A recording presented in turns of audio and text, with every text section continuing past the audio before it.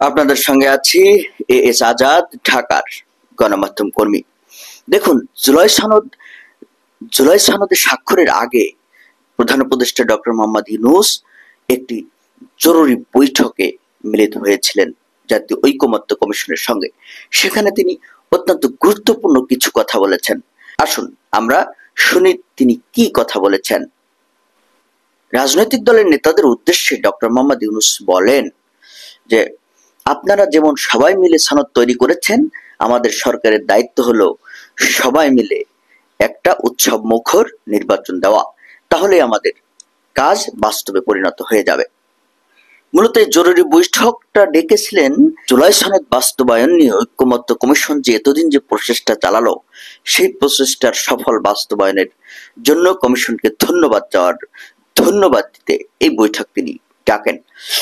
বৈঠকে প্রধান উপদেষ্টা বলেন যে, বন্ধুত্বপূর্ণ পরিবেশে কঠিন বিষয়ে আলোচনা করা এবং সন্তোষজনকভাবে রাজনৈতিক দল ও ঐকমত্য কমিশন মিলে এর সমাপ্তি আনায় তিনি ব্যক্তিগতভাবে তাদের ধন্যবাদ জানান।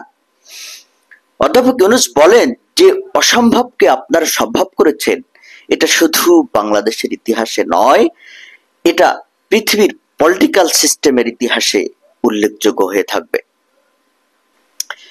জুলাই সনদ রচনাকে ছাত্র জনতার অভ্যুত্থান পরবর্তী অধ্যায় হিসেবে উল্লেখ করে ডক্টর ইউনূস বলেন, ছাত্র জনতার যে অভ্যুত্থান, এই অভ্যুত্থানের এটাই আমার মনে হয় পরবর্তী অধ্যায় সঠিকভাবে রচিত হলো। যে সংস্কারের কথা আমরা মুখে বলছিলাম যে আপনারা সেই সংস্কার প্রকৃতপক্ষে যে সংস্কার হবে তা করে দেখিয়ে দিয়েছেন। কাজেই আমরা এই জুলাই সনদ স্বাক্ষর অনুষ্ঠানে সারা জাতি বড় রকমের উৎসবের মধ্যে শরিক হব। ডক্টর ইউনূস আরো গুরুত্বপূর্ণ কথা বলেন। তিনি বলেন যে, যেসব দলিল তৈরি করা হয়েছে সেগুলো হারিয়ে যাবে না, সেগুলোর বক্তব্য রেকর্ড করা আছে, সেগুলো দিয়ে বই তৈরি করা হবে, যাতে করে সবার মনের মধ্যে থাকে কেন আমরা একমত হয়েছি।